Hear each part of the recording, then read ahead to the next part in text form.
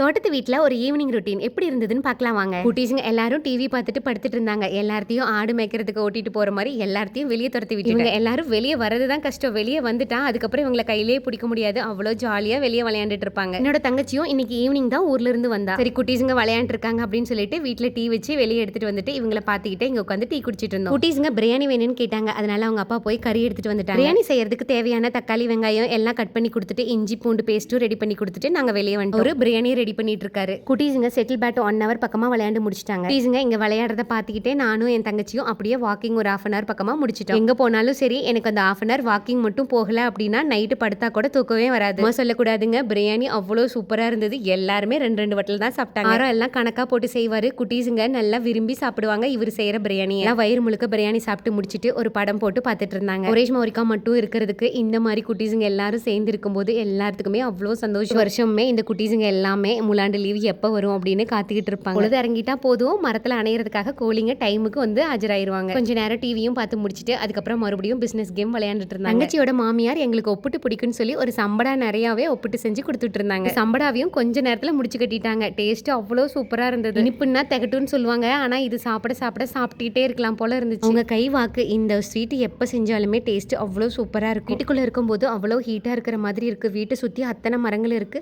இருந்தாலும் அந்த ஹீட் எல்லாம் நல்லாவே வீட்டுக்குள்ள தெரியும். ஆனா வீட்டுக்கு வெளியே இருக்கும்போது அவ்வளோ குளுன்னு காத்தோட்டமா சூப்பரா இருக்கு. அங்கங்க வெளிச்சத்துக்கு லைட்டும் போட்டுட்டு இருக்கு. அதனால குட்டீஸுங்க கொஞ்ச நேரம் பால் விளையாண்டுருந்தாங்க. நாங்களும் சாப்பிட்டு முடிச்சுட்டு சரி கொஞ்ச நேரம் காத்தோட்டமா உட்காந்துட்டு இருக்கலாம்னு சொல்லி வெளியே உட்காந்துட்டு பேசிக்கிட்டு இருந்தோம்.